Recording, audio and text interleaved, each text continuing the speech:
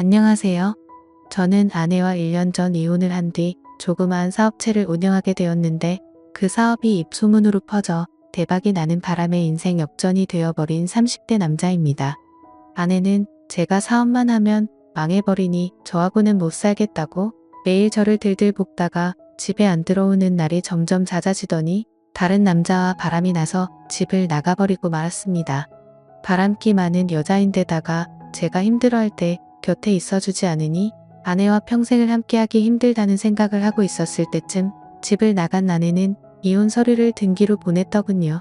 그렇게 아무 말도 없이 이혼 서류만 보냈길래 어이가 없었지만 그 서류에 도장을 찍어주고 아내와 허무하게 이혼을 하게 되었습니다.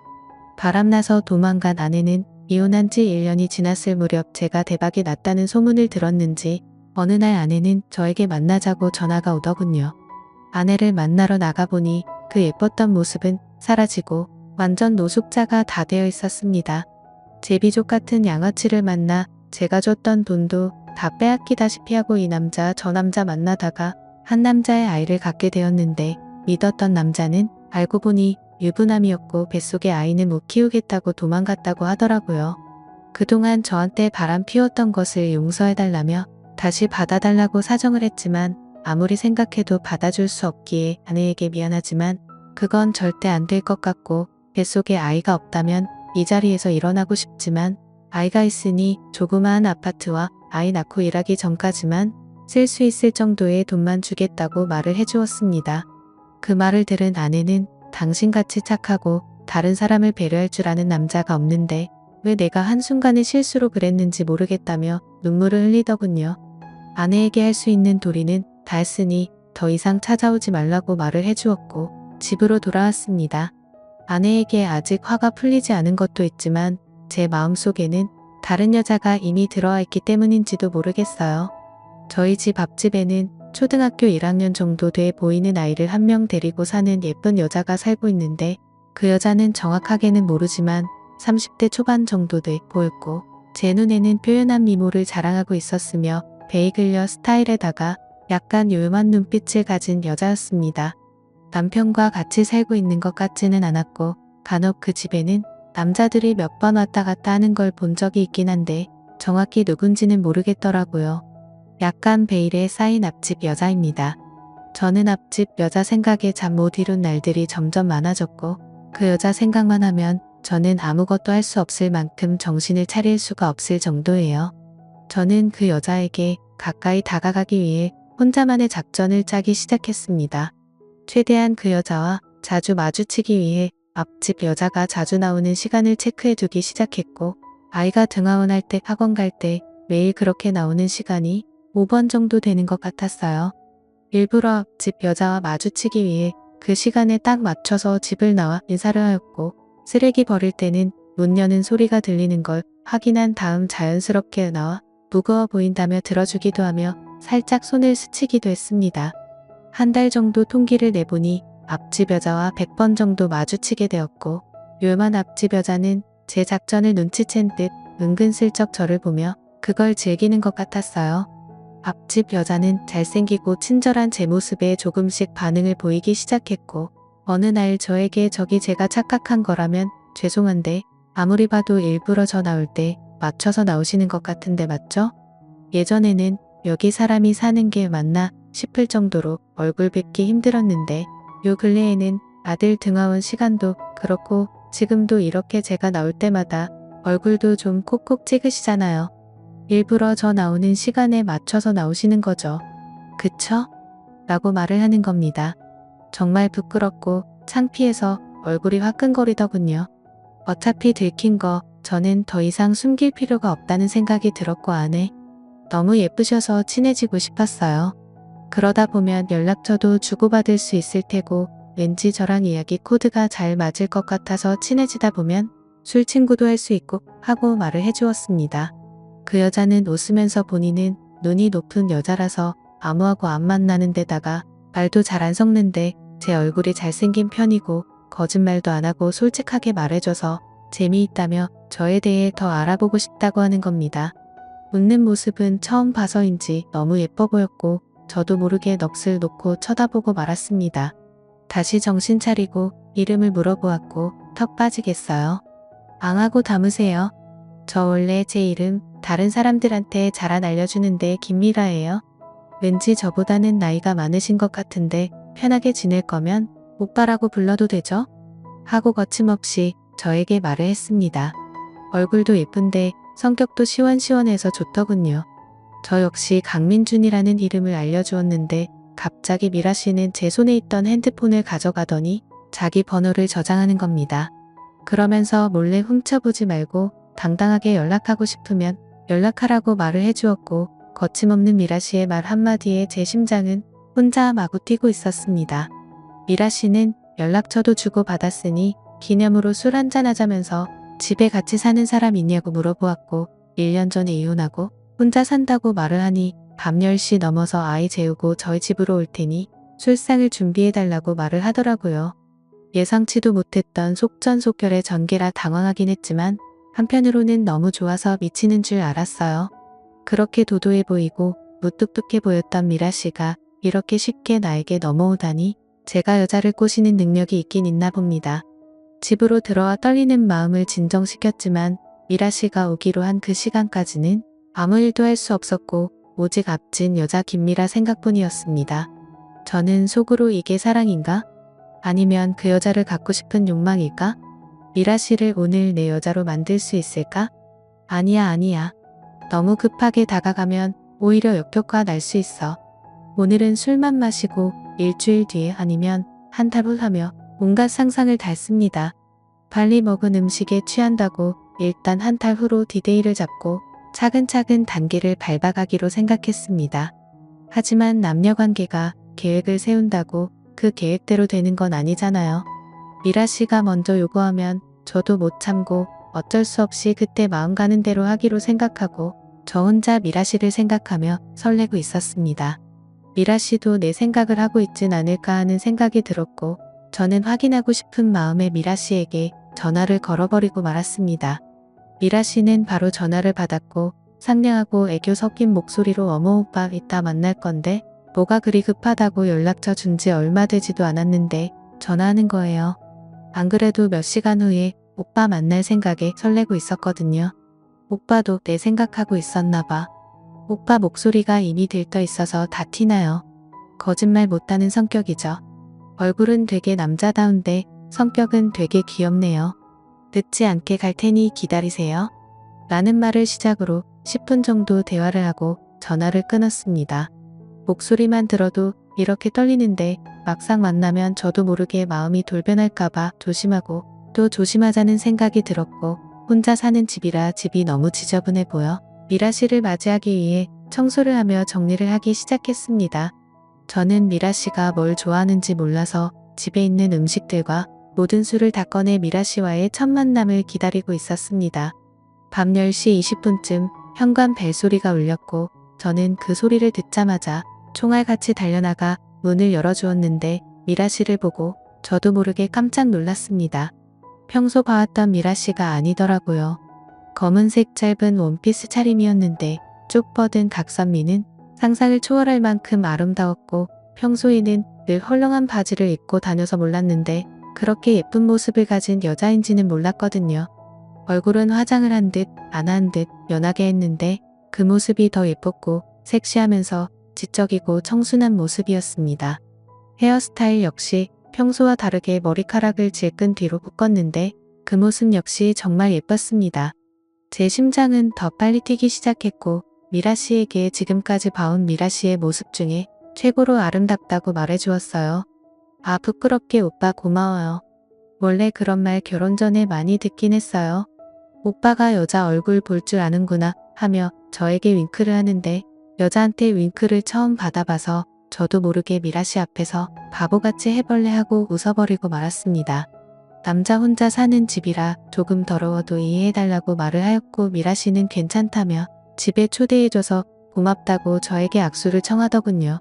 저는 이때다 싶어 두 손으로 미라 씨의 손을 꼭 잡으니 미라 씨는 손을 빼지도 않고 다른 한 손으로는 제 손을 꼭 잡으며 솔직히 저도 오빠를 몰래 쭉 지켜봤었어요. 워낙 얼굴도 잘생긴 데다가 한 번씩 매너 있는 모습이 눈길이 저도 몰래 가더라고요. 오늘 같은 날을 내심 기다리고 있었어요. 조금 더 빨리 다가와 주지. 제가 원래 좀 직설적이라 놀라지 마요. 오빠는 왠지 남성미도 넘칠 것 같아요. 저도 모르게 상상하게 된다니까요. 라고 하는 겁니다. 인사만 하다가 오늘 처음 연락처를 주고받고 조금씩 가까워지기 시작했는데 부끄러워하기는커녕 남자 집에 들어와서 대놓고 이런 이야기를 하다니. 미라 씨는 정말 대담한 여자였습니다. 이렇게 대놓고 말하는 여자는 처음이네요. 뭐 솔직히 저는 제 능력이 좋다고 자부하긴 하지만 그건 상대마다 다르니까 미라 씨께서 직접 경험해봐야 알 수 있지 않을까요? 하고 맞받아 주었습니다. 아무렇지 않은 척 말하긴 했지만 여자가 이렇게 노골적으로 훅 들어온 건 처음이라 저도 모르게 이상한 상상을 하고 말았습니다. 다시 정신을 차리고 식탁에 앉아 술을 주거니 받거니 하며 서로 하는 건 이름뿐이니 각자 인생 이야기를 해보자고 말을 하였고 미라 씨는 저에게 본인의 인생 이야기를 하기 시작했습니다. 현재 남편한테 받았던 위자료로 살고 있는데 쇼핑하는 걸 좋아하기 때문에 이혼하고 나서 그 많았던 돈은 2년 만에 바닥 나버렸다면서 아이를 키우려면 직장 생활을 해야 하는데 몇 군데 이력서를 냈지만 아무리 얼굴이 이뻐도 아줌마라고 받아주지 않는다면서 이제 곧 생활비가 바닥이 나기 전이라고 하더군요. 그 말을 듣자마자 술김에 무슨 용기가 났는지 저도 모르게 저는 30대 중반이 넘었고 현재 잘 나가는 사업가이며 1년 전에 이혼한 터라 먹여 살릴 처자식도 없어서 돈을 버는 족족 쌓기 바쁩니다. 죽을 때까지 놀고 먹어도 될 정도죠. 결혼을 하게 되면 자식들 노후 걱정까지 안 해도 되는 데다가 내가 좀 먹여 살릴 정도의 재산이 충분히 있는 남자입니다. 하고 말을 하였고 미라 씨는 와 이런 말 하면 죄송하지만 정말 재수없네요. 그만한 돈 쓸데없으면 저한테 좀 쓰시면 안 돼요? 하고 말을 하며 가진 거라고는 아파트뿐이라서 돈을 쓰기 위해 집을 팔고 더 작은 아파트로 이사를 가려고 급매물로 내놨다고 하더군요. 그렇게 쓸쓸하게 말하는 미라 씨는 정말 안쓰러워 보였어요. 매일 아침마다 미라 씨를 봐왔지만 실제로는 이렇게 대화를 나눈 지 얼마 되지도 않았잖아요. 그런데 이상하게도 미라 씨와 저는 10년 이상을 만난 것 같은 연인 같았고 미라 씨는 화장실 간다고 일어날 때마다 요염하고 도발적인 모습의 제 이성은 끊어지기 일보 직전이었습니다. 저는 여자를 많이 만나봐왔지만 이런 적은 한 번도 없었던 터라 묘한 기분에 도저히 참을 수가 없어 손을 뻗어 미라 씨의 손을 잡아버리고 말았습니다. 미라 씨는 제 손을 뿌리치지 않았고 자연스럽게 서로의 마음을 확인하고 말았습니다. 하지만 왠지 첫 만남에서 이러면 안 되는 거라고 생각이 들었는지 미라 씨와 저는 더 이상의 선을 넘지 않고 술을 이어 마시기 시작했습니다. 미라 씨는 술이 정말 센 건지 분명 제법 마셨는데도 끄떡 안 하더군요. 아까 했던 이야기를 다시 이어하기 시작했고 미라 씨에게 그 아파트를 나에게 팔라고 했더니 어차피 팔려고 내놨으니 그렇게 하겠다고 했습니다. 그 아파트 나한테 팔고 어디로 갈 거야? 받은 곳 있어? 하고 자연스럽게 말을 놓으며 질문을 했더니 갈 곳이 없으니 원룸 하나 얻어 아이 키우며 아파트 판 돈은 생활비와 교육비에 쓸 예정이라고 하더라고요. 전 남편하고 이혼하면 잘 살 것 같았는데 직업이 없는 전업주부이다 보니 이런 일이 생긴다면서 돈 많은 영감을 만나 살아야 하는 건가 하는 생각을 하루에도 몇 번씩 한다는 겁니다. 그 말을 하면서 너무나 슬픈 표정을 짓는 미라 씨가 너무 안쓰러워 보였고 미라 씨에게 그 아파트 팔고 우리 집에 와서 같이 살면 안 되겠냐는 제안을 하고 말았습니다. 그 전까지 어떤 말을 해도 다 받아주고 제가 생각지도 못한 말도 서스럼 없이 하길래 제 제안은 당연히 받아줄 거라고 생각했는데 그건 저만의 착각이었습니다. 미라 씨는 화를 내며 평소 얼굴은 마주치는 사이였고 연락한 지는 몇 시간 되지 않았지만 아무리 그래도 동거는 아니지 않냐며 집에 간다고 말을 하는 겁니다. 그러면서 현관문으로 뛰어나가는데 그대로 보내면 평생 후회할 것 같아 미라 씨를 붙잡았더니 미라 씨는 저를 뿌리치다가 밑에 있는 신발에 걸려 그 자리에 넘어져 버리고 말았고 중심을 잡지 못해 저도 모르게 같이 넘어지고 말았습니다. 그 상태로 결국 누가 먼저랄 것도 없이 저희는 그 시점을 계기로 연인이 되어버렸죠. 그렇게 저와 미라 씨는 그 이후로 보통의 사람들처럼 사랑을 키워가기 시작하였고 저는 미라 씨에게 그 집을 미라 씨 명의로 계속 갖고 있으라고 말해주었습니다. 미라 씨가 쓰는 생활비는 따로 원하는 대로 주기로 하였으며 아이도 잘 키울 수 있게 책임질 테니 걱정하지 말라고 했어요. 미라는 제게 자기가 남자를 잘 본 것 같다며 고맙다고 울먹이더군요. 그렇게 서로의 사랑을 키워가던 중 어느 날이었습니다. 미라에게 전화를 했더니 오늘은 자신의 아이가 앞 동네 사는 이모 집에 간다고 말을 해주었고 오늘 밤엔 거기서 자고 올 예정이라 집에 아무도 없다면서 자기 집으로 건너오라고 말을 하더군요. 사랑하는 사람이 바로 앞집에 살고 있으니 눈치 볼 것도 없이 왔다 갔다 하기가 너무 좋았어요. 미라 집으로 갔더니 벌써 점심 식사 준비를 다 해놨는지 제가 좋아하는 김치찌개가 보글보글 끓고 있더군요.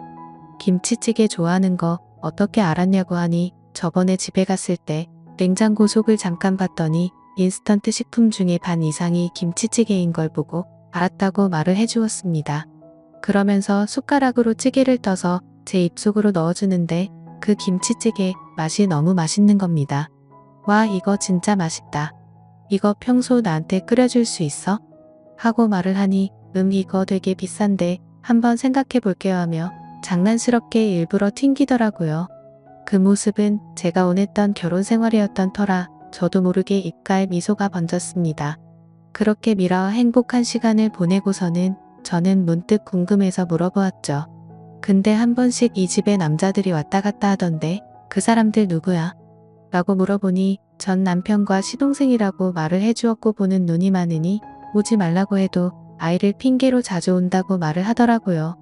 그러면서 시동생은 여자를 좋아하고 여자를 밝히는 사람이라 전 형수인 미라에게 자신과 만날 것을 요구하며 생활비를 넉넉히 준다고 했다는 겁니다.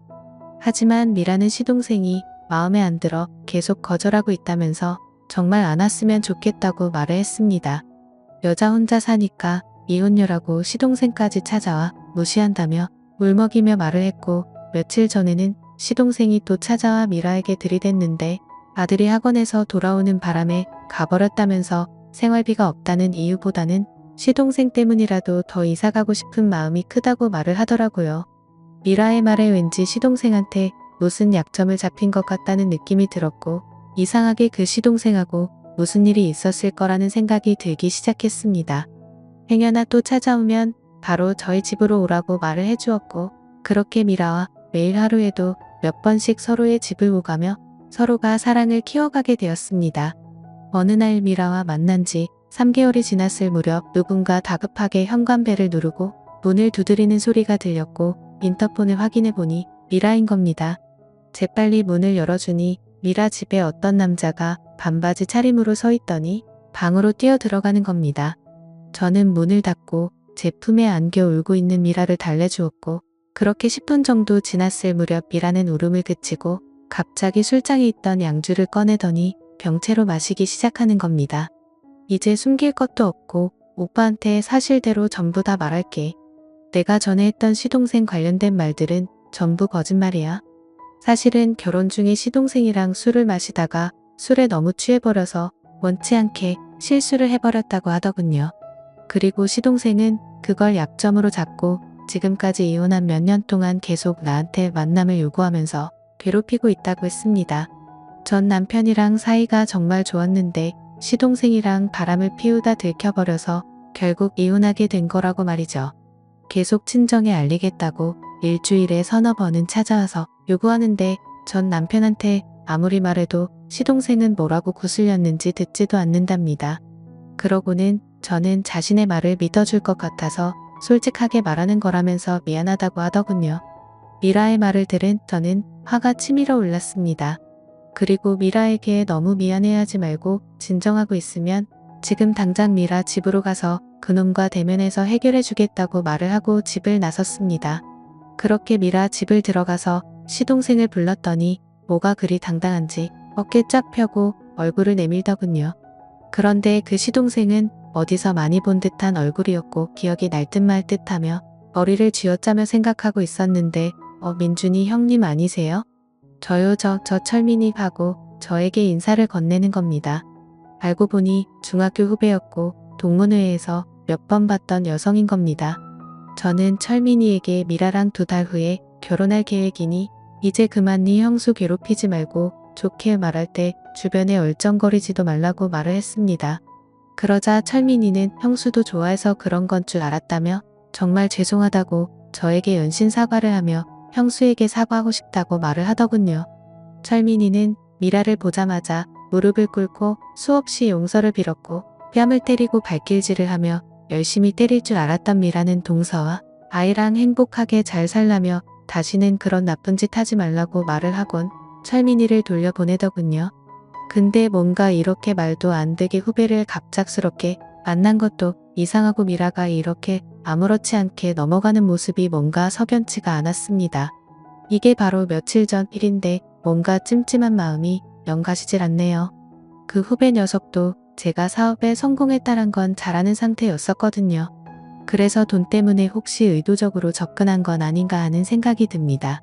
제가 어떻게 하면 좋을까요? 미라를 믿고 지금처럼 결혼을 밀어붙여도 될지 고민이 되네요. 현명한 조언 댓글 부탁드립니다. 감사합니다.